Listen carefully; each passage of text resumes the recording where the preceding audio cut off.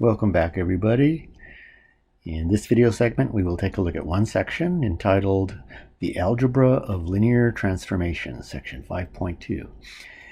I promised you in 5.1 a shorter video for 5.2, a much shorter video for 5.2.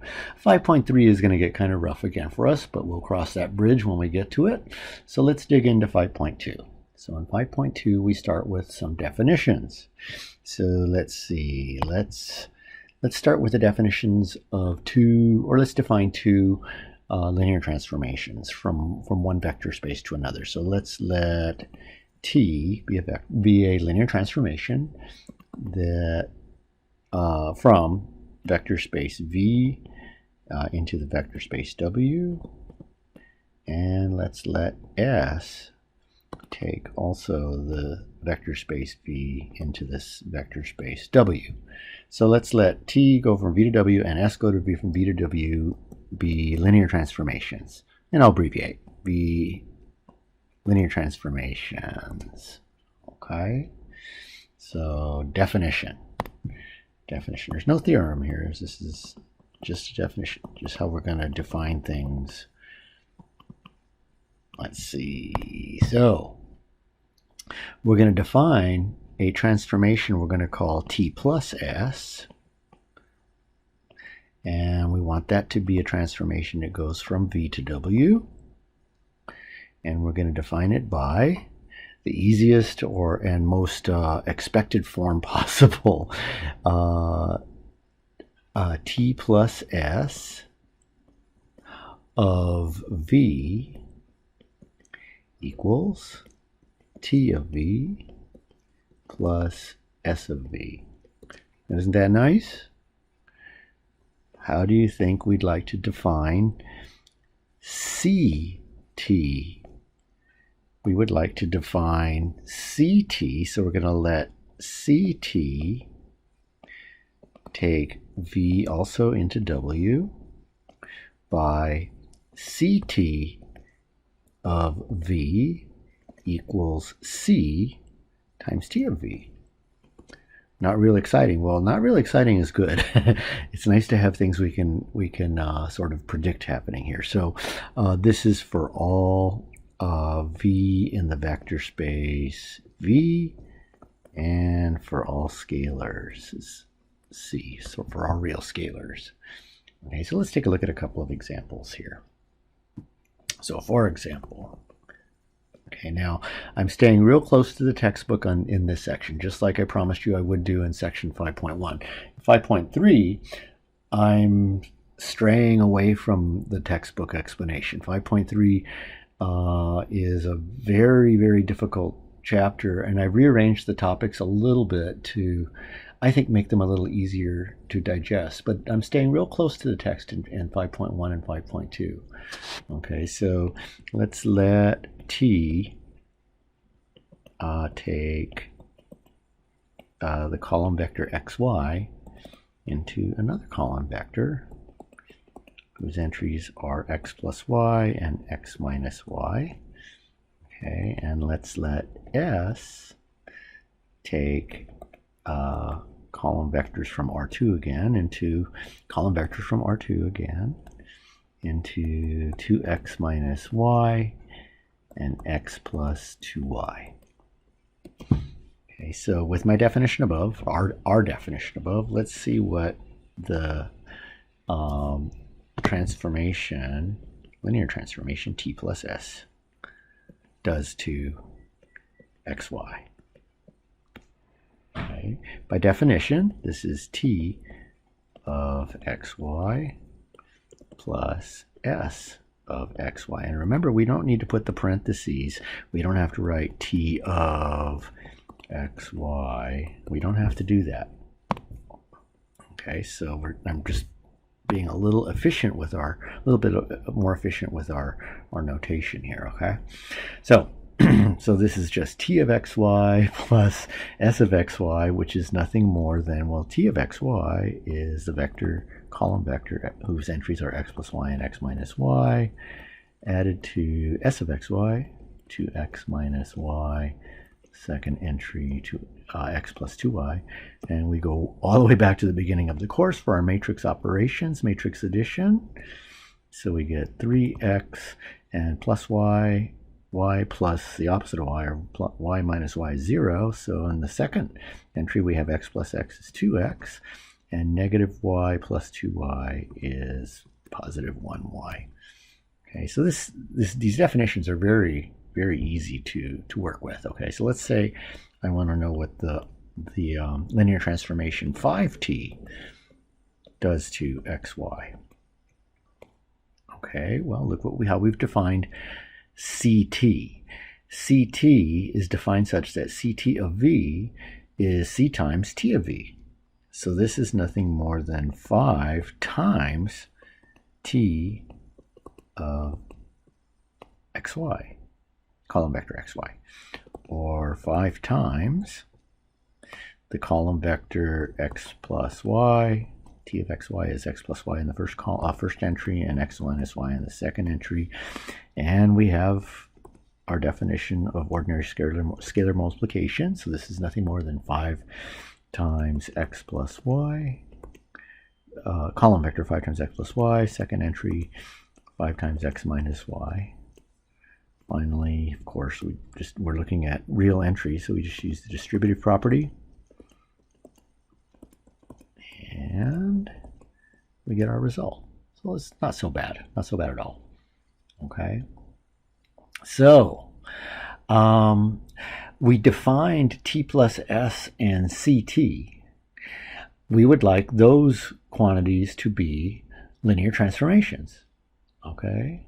So the question is, are these linear transformations? Are t plus s, and it looks like t plus 5, t plus s, and ct linear transformations? Answer is yes.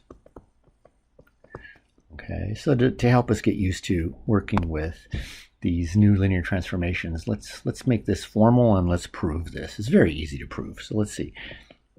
Theorem 5.6 from our text. So let's start with two linear transformations between the vector spaces v and w. So let t go from v to w and s go from v to w be linear transformations. Okay, so the theorem conclusion is then t plus s and ct are linear transformations.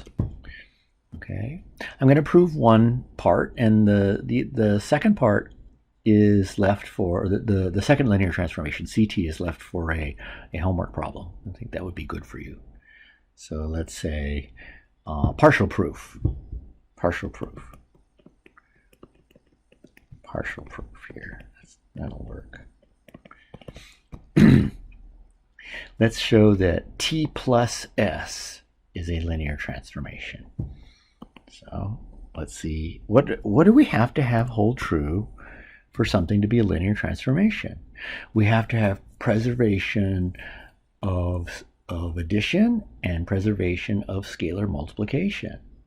Okay, that means t plus s of u plus v needs to equal t plus s of u plus t sub s of v.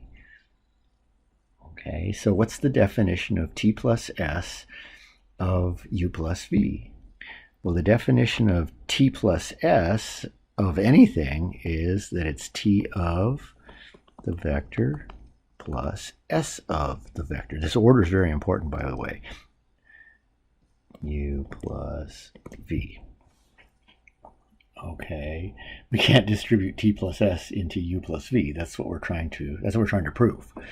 Okay, so we have to do it this way. This is just by definition of t plus s. Well, t and s are linear transformations. That means t of u plus v is t of u plus t of v. Okay, now notice I left off the parentheses I indicated to you in section 5.1, and I did that here. I said that again here, that we don't need the parentheses here. We can leave off the parentheses on t of u and t of v. Okay, if you want to put them in, there's nothing wrong with that either. So s of u plus v is s of u.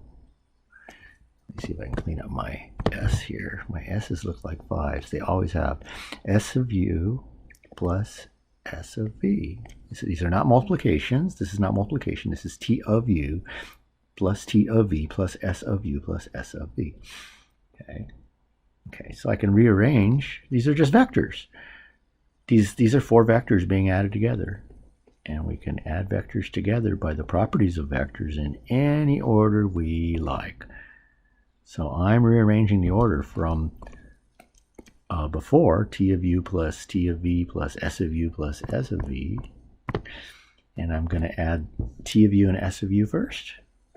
Then I'm going to add, I'm going to add t of v and s of v. You can see why leaving off the parentheses is kind of nice here. Well, t of u plus s of u, that's the definition. By definition, that's t plus s of u. I'm not factoring out a u on the right. This is the definition of the linear transformation t plus s. And similarly, this is t plus s of v. It looks like multiplication, but it's not multiplication. Okay, if that bothers you, if you're thinking, it looks like you just did multiplication, you could put in all the ofs, and I did just to make sure you're okay with all this. I could put in all the oops, too many. You can put all the parentheses in, or you can leave them off. There's no problem. You only need to put the parentheses in when they're necessary to indicate to the reader what you're doing. So here, we can't write t u plus v. That's ambiguous. That looks like t of u and then plus v. Okay, so we can be efficient with our parentheses, or we can put them all in. This doesn't make any difference. Okay, so this is 1/2 of the definition of a linear transformation. Remember, we were trying to show that t plus s is a linear transformation. Okay, so we've shown that this linear transformation preserves vector addition. That means t plus s of u plus v is t plus s of u plus t plus s of v. Okay, and let's show that we preserve scalar multiplication. So let's see what happens. T plus s of cv. Okay. Okay, the parentheses are necessary here. Okay. Let's see what happens. That's fine. So this is equal to, what's the definition of t plus s of anything? It's t of the first thing plus s of the, it's t of the vector plus s of the vector. Well, t and s are linear transformations, so they automatically satisfy preservation of scalar multiplication. Well, let's see, how can we do this? These are just vectors we're adding together. These are just vectors, so I can use the vector properties to factor out c. Okay, and this is okay, except suddenly, sorry about that. I'll fix this. I know I saw my s's turned into t's. That's not cool. All right, there we go. So what's our final line? What is t of v plus s of v? It is t plus s of v. And if you're not comfortable without the parentheses, put them all in. I'm just putting them in red to emphasize that they're not necessary, and you can kind of see through the red parentheses. You can eliminate them in your mind, and you get the same thing. Okay, there's nothing wrong with that. This shows that t plus s. So t plus s is a linear transformation. CT is a homework problem. to show that CT is a linear transformation is a homework problem. All right. Okay. Now let's turn to another operation. Let's turn to an operation that sort of reminds us of working with functions in pre-calculus. Let's take a look at the composition of linear transformations.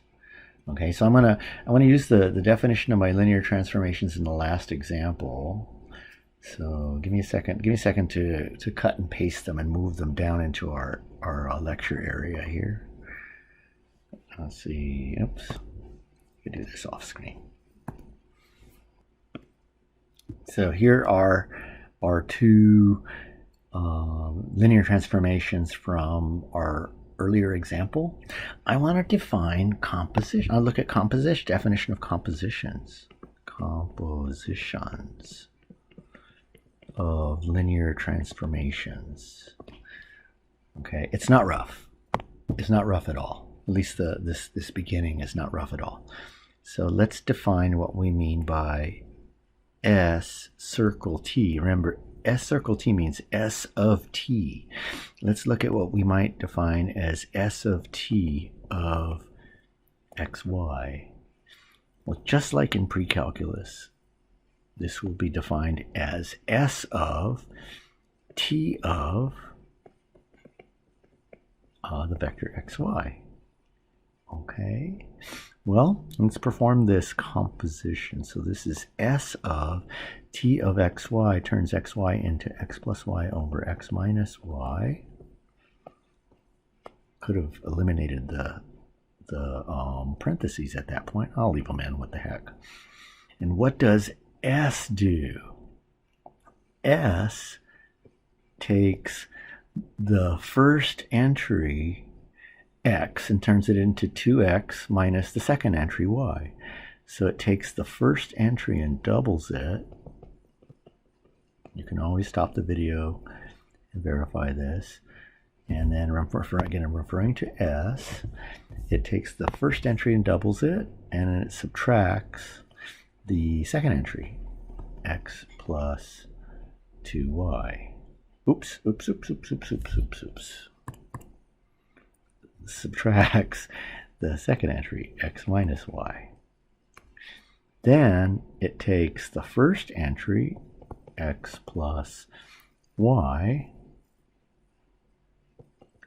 and adds twice the second entry, x minus y. Okay, and I'll clean that up in there. It doesn't look like an x minus y. Oops. There we go. Okay, so this is, these are just real numbers. This is just a column vector, a 2x1 column vector with real entries. So if we distribute the 2, we get 2x. 2x minus x, if we distribute the negative, is x. Distribute back on the left, distribute 2 times y, minus a negative y, so plus 3y. And then x plus 2x, if we distribute the 2, we get 3x, and y plus negative 2y, y take away 2y is negative y, or subtract y. Okay. Now, S of t, this composition, is some sort of multiplication. Your author states that, and he doesn't really follow through and show you why that's true. I'm going to show you why that's true with this example. S of t is some sort of multiplication. In fact, it is very much a multiplication. I want you to notice, your author doesn't do this, by the way. I think that's not good that he doesn't follow through and explain, what do you mean it's some sort of multiplication? It doesn't look like multiplication at all. T of xy, which is x plus y, but x minus y as a column vector, we can write it as a matrix transformation, 1, 1, 1, negative 1 times xy. Same way we did that in the last section.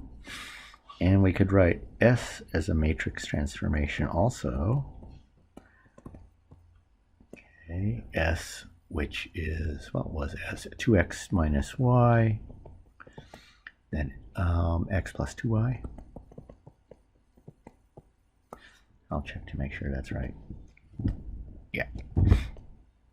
We can do that same factoring business. Factor out the matrix of the matrix transformation to, to negative 1, 1, 2, and x, y. Let's do this composition again. Let's do this again with the factored versions, if you will, of the matrix transformations. So S of t, we're doing S of t, not t of s. Okay, good. S of t of xy is nothing more than S of t of xy. But now let's use the matrices, or the matrix transformations, the transformations written as matrix transformations. So t of xy is 1, the 2 by 2 matrix, 1, 1, 1, negative 1, xy. Okay, now let's do this second part slowly. S of xy. S of xy takes xy and multiplies it on the left by the 2 by 2 matrix, 2, negative 1, 1, 2. Okay, so I'm going to highlight that matrix in green, and I'm going to copy it and see if my Surface will allow me to copy it. Thank you, Surface. And I'm going to paste it. I'll stop talking to my Surface. And move it into position. So the matrix transformation takes whatever we multiply, or whatever we're applying the matrix transformation to, and multiplies it on the left by 2, negative 1, 1, 2. So we've replaced the column vector in S, the column vector xy, with 1, 1, 1, negative 1, xy.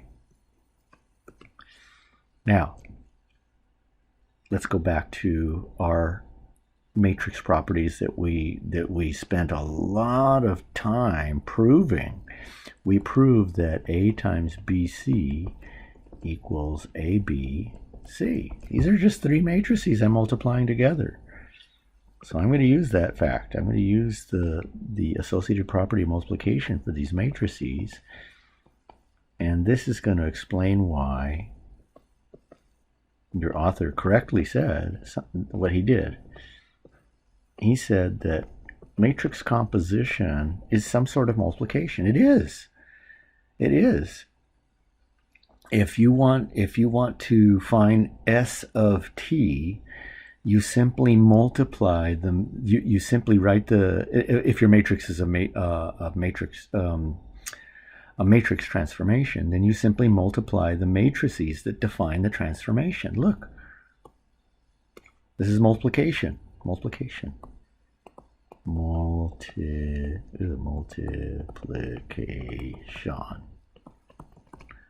Multiplication.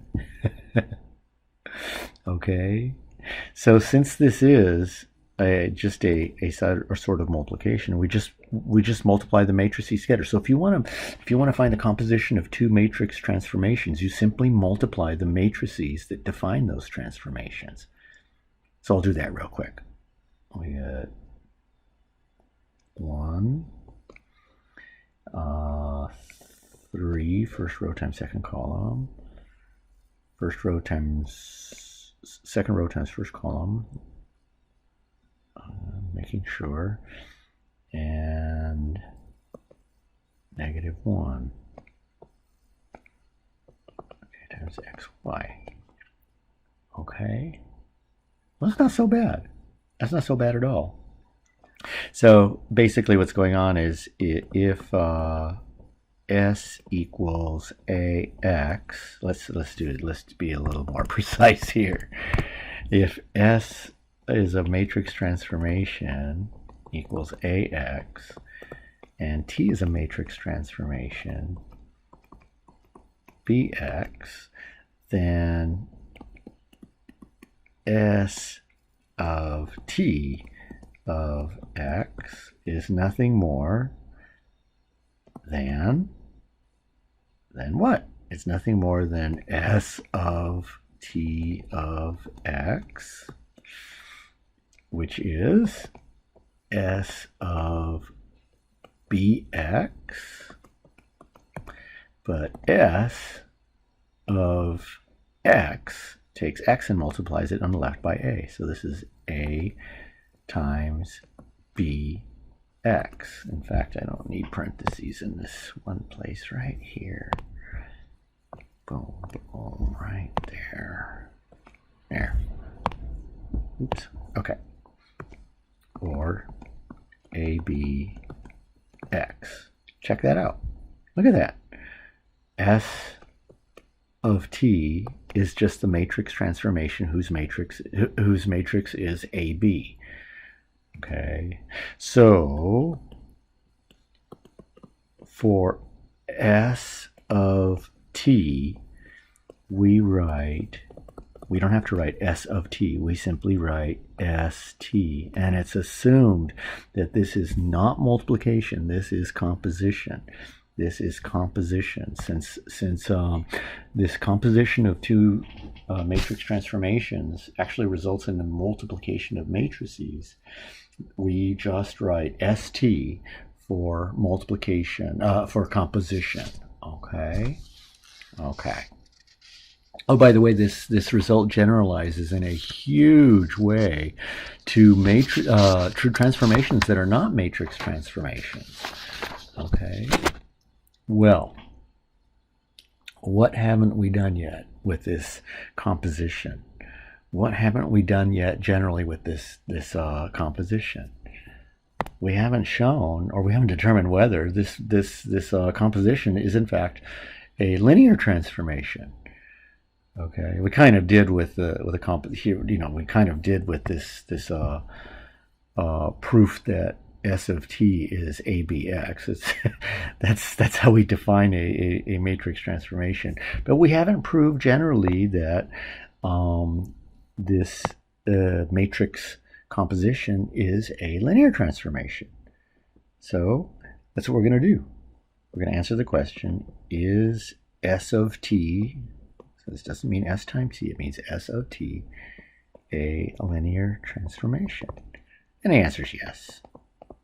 And it's easy to prove. And the proof is good for you to get used to working with these transformations. So let's do that. The question is in the form of a theorem in your textbook. So this is Theorem 5.8 from your text. So we start with let T take V into W, and let S take W into the vector space U, capital U. And let's let these two be linear transformations. Okay. Conclusion. S of T, this is not multiplication. Be very careful that you don't interpret this as multiplication. This is composition.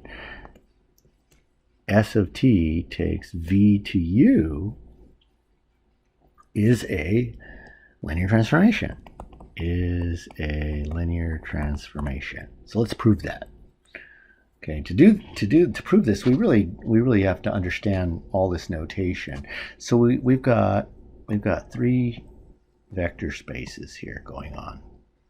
Let's represent them as kind of usual by these rectangles. We have three separate vector spaces. We have V, we have W, and we have U. T takes something in V, takes a vector, T takes a vector in V. Hang on a second here, I'll catch up with myself. T takes a vector v and turns it into T of v.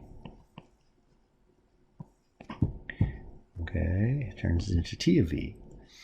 And U takes that, so the linear transformation U takes that and turns it into, the linear transformation S, rather, takes that and turns it into S of T of V.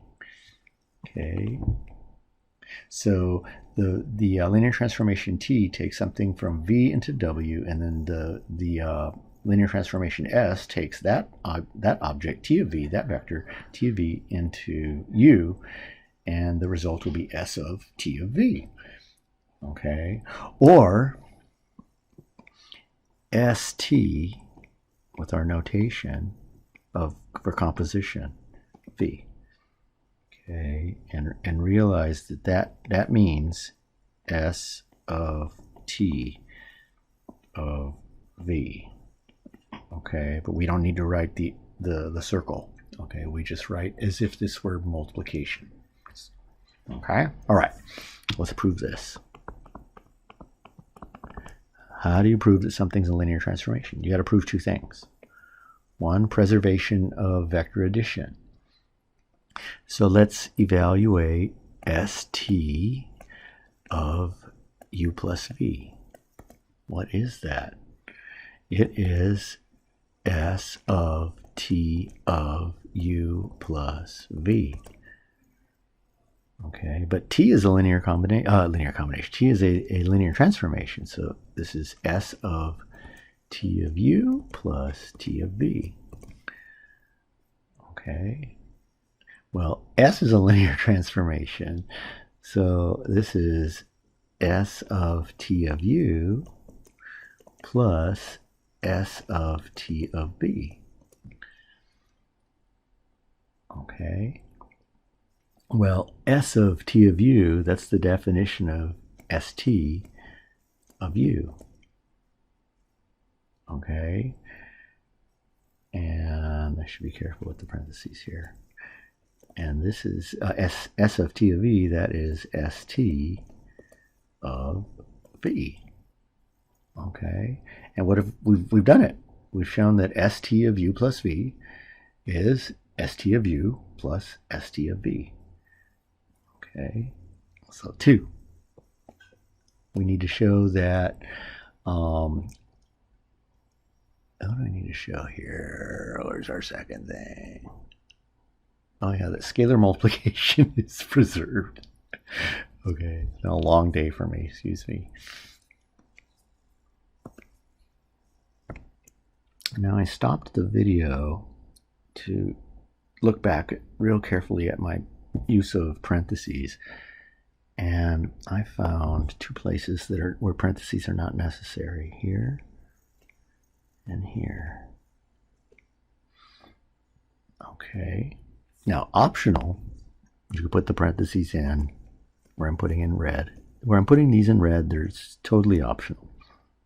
And I'm trying to be real precise here with where parentheses are necessary. Okay. Okay. So the second is preservation. The second thing to prove is preservation of scalar multiplication. Let's take ST of CV. CV. Okay, what does that mean? That means S of T of CV. Okay, but T is a linear transformation, so this is S of C times TV. Okay, no parentheses necessary, or you could put them in. Okay, but S is a linear transformation. Okay, so S of a linear combination of a linear multiple of a scalar multiple of a vector. The scalar factors out, so this is C times T of V. Okay, well, what is S of T of V? This is nothing more than C times st of v. Okay. Okay, so that shows that we have that st. So st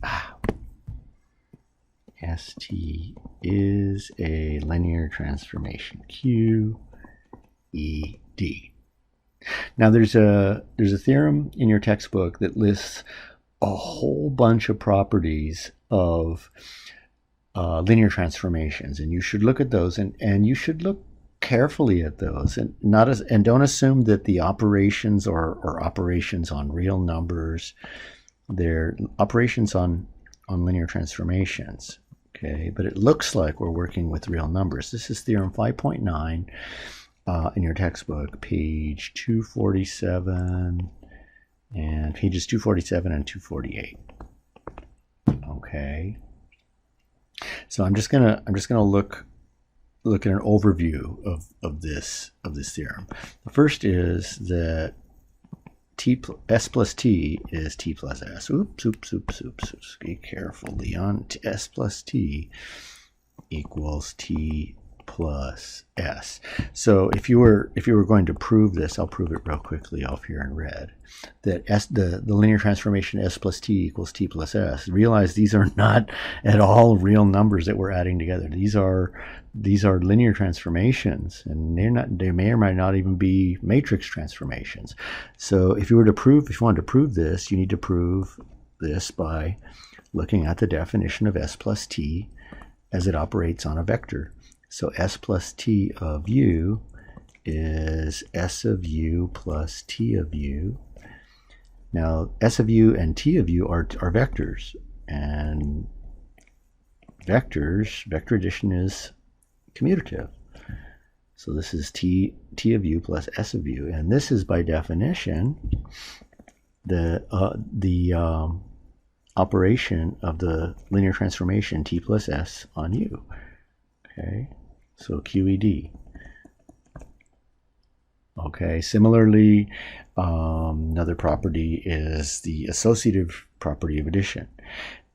The associative property of addition says r plus s plus t equals r plus s plus t. And to prove this, you would do the same thing. Look at the action on a vector u and see that this equation holds true. In fact, these properties look like properties of vector spaces, and in fact, we're not going to dig this any deeper into it than this, but the set of all linear transformations forms a vector space. The set of where the vectors in that vector space are linear transformations. Okay, now if you're a math major, you're going to be concerned with that later. You're most likely going to take this material again and look at it much more in depth and critically, including proofs and stuff. Okay, so we have a lot of properties down the line. We have, let's say, property number 5. I'm just looking at an overview of them. You can look at them in your textbook. C plus d, the matrix transformation C plus d of t.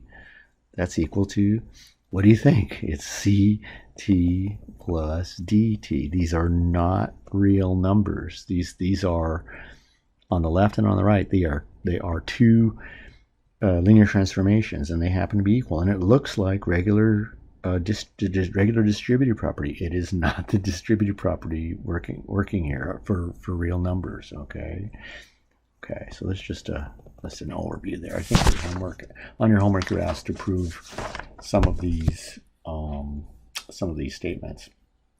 Okay, and that takes us to the end of this section. The section goes on in your text. The section, there's more material after this theorem in the text. You can omit it. You don't need to study it for me. It has to do with looking at differential equations in a different light, and it has to do with looking at linear differential equations as in terms of linear transformations, and we don't need to do that in our course. Okay, it's kind of an important thing, but not for us, not for us. Okay, so that takes us to the end of our video lecture, and I'm looking forward to talking with you all again soon.